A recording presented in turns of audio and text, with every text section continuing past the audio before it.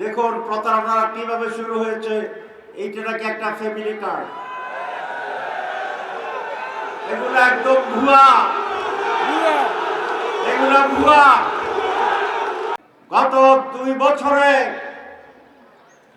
স্বৈরাচারের পতনের পরে চাঁদাবাজির সেই জায়গাগুলো দখল করেছিল আরেকটি দল, আপনারা জানেন সে দলের নাম।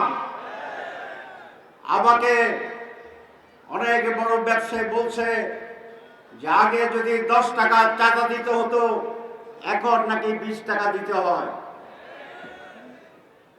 চাঁদার শিকার এই দেশের রিক্সাওয়ালা, ছোট দোকানদার, বাস স্ট্যান্ড, বালুর ব্যবসায়ীরা, সকল মানুষ চাঁদার এই জ্বালাতনে অতিষ্ঠ হয়ে আছে।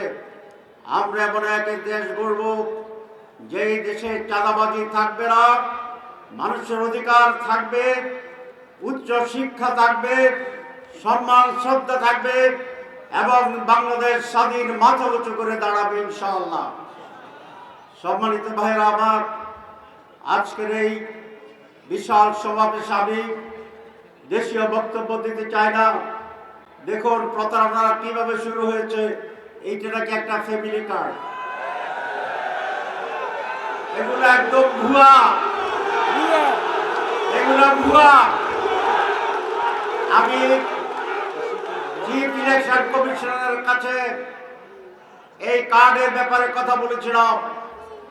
তিনি বলেছিলেন এটা বেআইনি, যারা কার্ড নিয়ে এরকম যাবে তাদেরকে আপনারা আটকাবেন।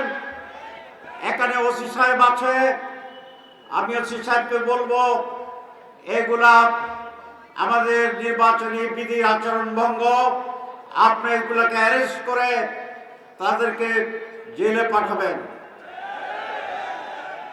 এখন এই যে প্রতারণা করছে, এরা ইলেক্টেড হলে কি প্রতারণা করবে না করবে না? যাই হোক, আমি শেষ কথা বলতে চাই যে আজান দেবে চৌদ্দগ্রামবাসী। এখানে আমি জামাত ইসলামের কেন্দ্রের হিসাবে ভোট চাই না। এখানে প্রায় সকল সাবেক চেয়ারম্যান এখানে উপস্থিত আছেন। গত পরশুদিন আমরা মিটিং করেছি, প্রায় 400 সাবেক মেম্বার এখানে একত্রিত হয়েছিলেন। সুতরাং আলেম ওলামা, জনপ্রতিনিধি, সকল শ্রেণীর মানুষ আজ চৌদ্দগ্রামে ঐক্যবদ্ধভাবে আমাদের প্রতি যে সমর্থন জানিয়েছেন, আমি সেই জন্য আপনাদের প্রতি কৃতজ্ঞতা প্রকাশ করছি। কোন একটি দল এখানে যারা আছেন, আমি জানি আপনারা সকলে জামাত ইসলাম করেন না, ঠিক কিনা? অনেকে জামাত ইসলাম করেন, আর অধিকাংশ ভোট হচ্ছে তাহের ভাইকে আপনারা পছন্দ করেন।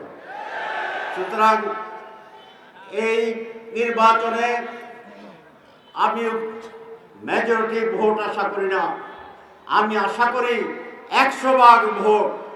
আপনারা রাজি আছেন? ইনশাআল্লাহ আসুন আমরা উৎসবমুখর পরিবেশে ঐক্যবদ্ধভাবে আগামী 12 তারিখে দাঁড়িপাল্লার পক্ষে নির্বাচনে ব্যালট দিয়ে আপনারা আমাকে জয়যুক্ত করবেন, এই আশাবাদ ব্যক্ত করেই আমি আমার বক্তব্য শেষ করছি। আল্লাহ হাফেজ। আগামী নির্বাচন নির্ধারণ করবে জুলাই বিপ্লবের যে চেতনা, মাথা উঁচু করে চলার যে চেতনা,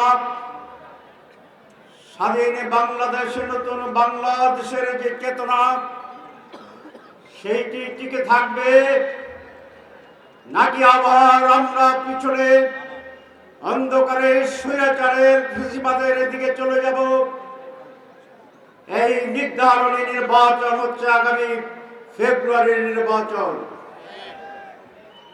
হাসনাত বলেছে এই যে বিপ্লব, আমরা মাথা উঁচু করে দাঁড়াতে চাই। একটি দল নতুন করে ভারতের সাথে আপোষ করে আবার দেশ শাসনের জন্য বাংলাদেশকে বিক্রি করে দিতে চায়। এদেশের মানুষ 4 কোটি যুবক এটা হতে দেবে না ইনশাআল্লাহ। আপনারা জানেন আমরা একটি বৃহত্তর 11 দলীয় জোটের মাধ্যমে নির্বাচন করছি। এই 11 দলে সমস্ত ইসলামী দলগুলো আছে। 71-এর বীর মুক্তিযোদ্ধা অলি আহমেদ বীর বিক্রম তিনি আমাদের জোটে আছেন। আর জুলাই বিপ্লবের অগ্রসেনানী যারা ছিল সেই যুবকেরাও আমাদের এই জোটের সাথে আছে। ইনশাআল্লাহ 12 জুলাই জনগণের সমর্থন নিয়ে আমরা সরকার গঠন করব। আমাদের সরকার হবে দুর্নীতির বিরুদ্ধে জিরো টলারেন্স। কোন দুর্নীতিবাজ এই দেশের শাসন ক্ষমতায় থাকবে না। এদেশের মানুষ চাঁদাবাজদেরকে আর ভোট দেবে না, দখলদারদেরকে আর ভোট দেবে না।